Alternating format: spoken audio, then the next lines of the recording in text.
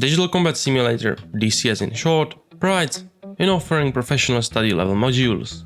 But while 40 man years of intense research can make a 40 grown man cry, not all tears are of happiness. Tens of hours spent on learning just one module can take a toll on you. Some start pretending they are real-life fighter pilots, others find solace in war crimes. And this so-called luxury only waits for those who actually make it through the hours of tutorials. Hello and welcome back to the Reapers. Today we're looking at setting up our controls for the F-86F. Now I've recently changed this.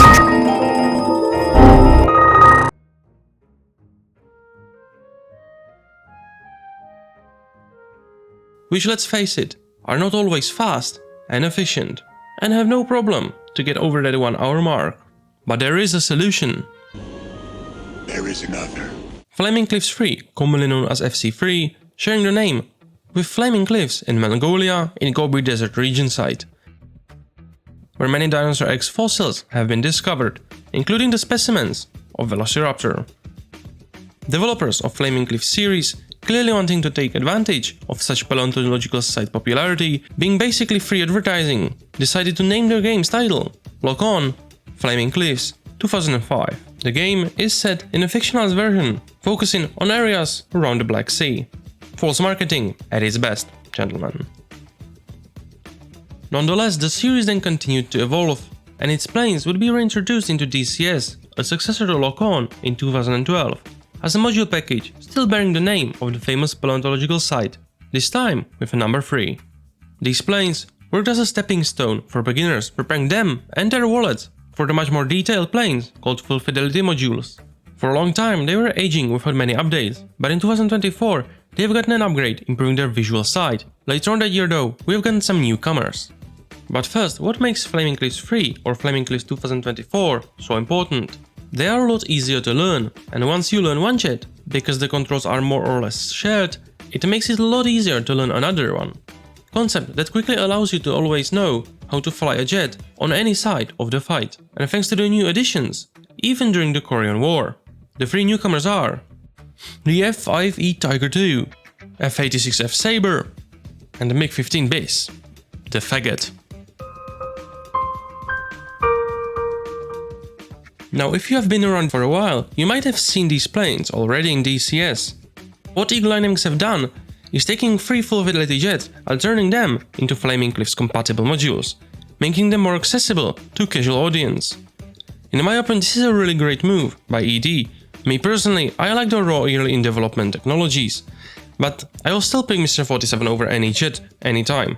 But that aside, I prefer it when it comes to full fidelity jets, which take a lot of time and commitment, the more modern jets, like the Hornet, or the helicopters, like a Black Shark. But it does not mean I would not like to fly an F-86 Sabre after watching a J.R.S. episode about F-86 chasing the MiG-15 Bis. But I just want to fly the Sabre. I don't want to spend the time watching. Hello and welcome back to the Reapers. Today we're looking at setting up our controls for the F-86F. Now I've recently changed. It is not worth it for just a few hours of Korean War action. But an easy to pick up module that is a perfect fit. So let us go over the pricing and what you get. If you are brand new to DCS, you can buy the Flaming Cliffs package for $60, but you can wait for a sale, which are frequent. You could buy a single FC jet for $15, but it is not a good deal, if you ask me. The package without a sale costs $60, and to get 11 plates resulting in 5.45 USD per plane, but on sale you can expect to pay $40 or 3.6 USD per plane. But since Flaming Cliffs 3 is the most popular DCS add-on, most of you will utilize the upgrade offer. For $10 you'll get the 3 new jets, which is the option I used, utilizing my miles, which is essentially a cashback feature of DCS store. I got the upgrade for $3. This is $7. I said something nice, not expensive. Regardless, the upgrade is really well priced. Let us start with the odd ones out. The F-5E Tiger, the second. F-5E coming to DCS from the 70s, F-5E brings the most advanced avionics to the table. Radar, RVR, short-range missiles, The F-5 was never meant to be a complex machine, thus even its full fidelity counterpart is rather easy to learn. Now, the oversimplicity of the FC-F5 leads to a few issues I have noticed during my testing. For example, the tailhook cannot be deployed, there's no shortcut and well you can't press the button. Another example could be the fuel tanks, which are completely managed by AI for you. This can cause an issue if your AI helper pilote decides to switch the tanks off randomly, leaving you with dead weight at best and fuel crisis at worst. Now this does not always happen, and the best way to avoid it is to start your mission on the ground. I found that this helps to get your pilot his bearings. So I decided to ask ED about the tailhook and they said that for the sake of simplicity, the tailhook is not functional. But cheer up, could be worse. I mean, in the end it's not a big deal. Alongside other Sidewinder missiles and LGB bombs, we can spare the tailhook. But hey, at least we wished each other all the best.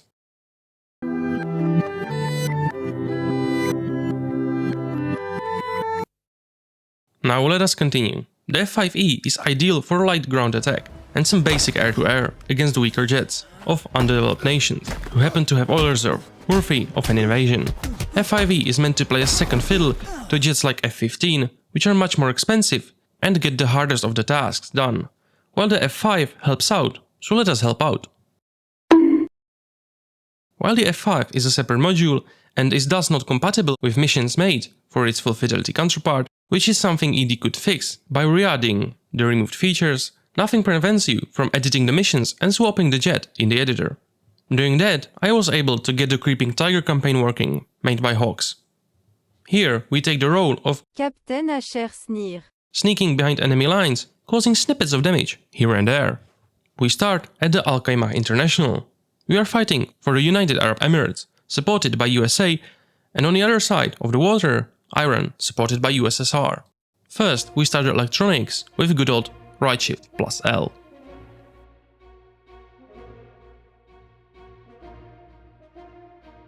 Then, pressing right shift plus home starts both engines. The left engine powers on first. After the right engine comes on, we can taxi to the runway with 3 fuel tanks, 2 sidewinders and 2 rocket pods, which we will use to destroy power station and take away the power from the Iran, assuming we do not get shot down by one of the SAM sites or nearby jets. Taking off using the Ctrl plus Alt plus Q to raise the F5's front. Then we use the kneeboard, Ctrl plus K, to navigate onto the correct heading. Now the F5 does not simply come with a GPS or phone you could pull up. You have to use the kneeboard and F5's instruments combined with briefing information. For ease of use, you can get a low info bar using Ctrl plus Y, giving you a heading that is easy to read without a need to zoom at instruments, taking away a bit of immersion in return. The kneeboard also does not cover the entire journey, only important paths. To get your bearings, pressing right shift plus K will mark your position on the kneeboard. We successfully avoid the first SAM site by flying around its detection radius. Then we cross first mountain range. And after crossing the second mountain range, we follow the power cables all the way to the target. As we close in, a potential target reveals itself to the left of the power lines. Instead of engaging, I wait for further confirmation, and actually, it turned out to be behind the supposed target. One daily dose of rockets and second dose of gunfire sets the station ablaze.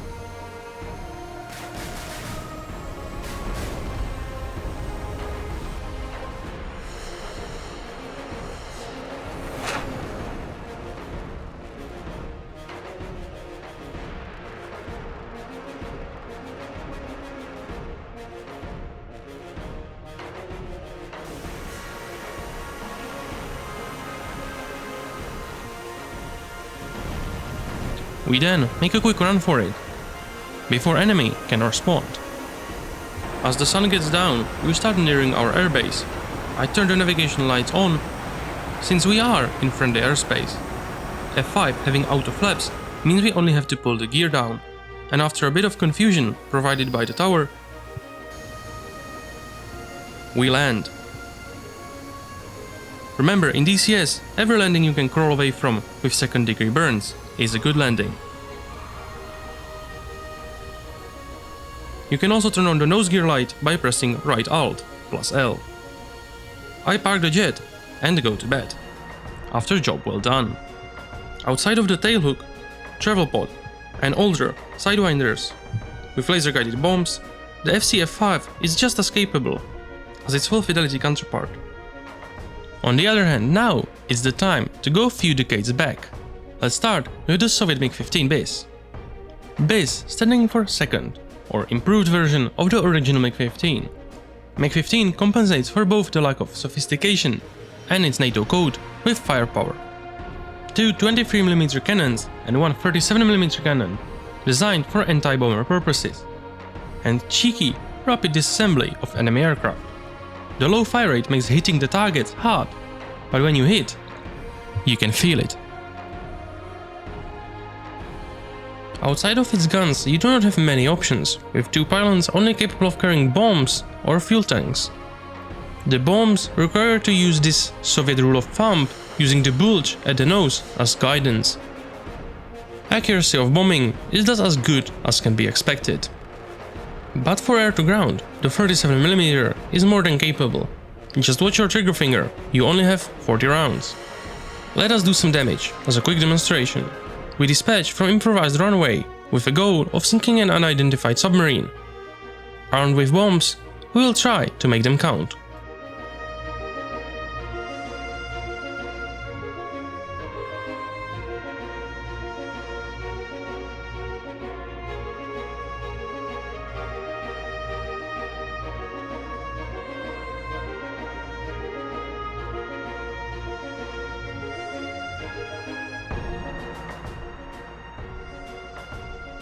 I found that the best way to drop them is to go fast and drop when target is where the letter button is at altitude of 100 to 200 meters and dive angle 15 to 25 degrees. Now obviously the MiG-15 is not designed for the role of bombing. Its 37mm cannon and two lighter cannons are mainly designed for attacking bombers and to work as an air-to-air platform. The bombing is there mainly to just allow for emergency needs. While you can carry also fuel tanks, which are necessary if you want to pursue some bombers, the bombs are mainly for just in case use, since you already have the pylons, so the Soviets decided to also make the bombs usable. But at the same time, the bombs aren't large enough to really work with unguided ammunition. I mean, if you have an unguided ammo, you usually want a pretty large bomb, so that you can compensate for the accuracy with larger explosion. Considering that the maximum bomb you can drop is only around 250 kilograms, it's not really something you would want to bother with. Although dropping accurately can be tough, it is at least something.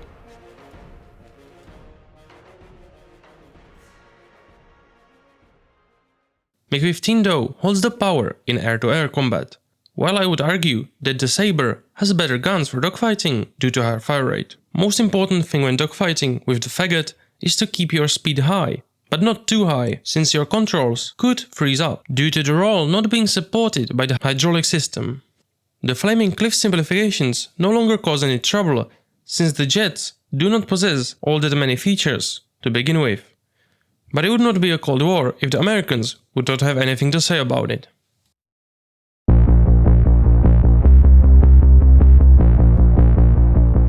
When freedom calls, someone has to answer and fight the communist oppressor. And in 1950s, it would be the F-86 Sabre answering the call and ready to face its Soviet counterpart. F-86 brings a new weapon to the table, the AIM-9 Sidewinder, first generation of the short-range missile with infrared seeker, ready to growl at the enemy engine.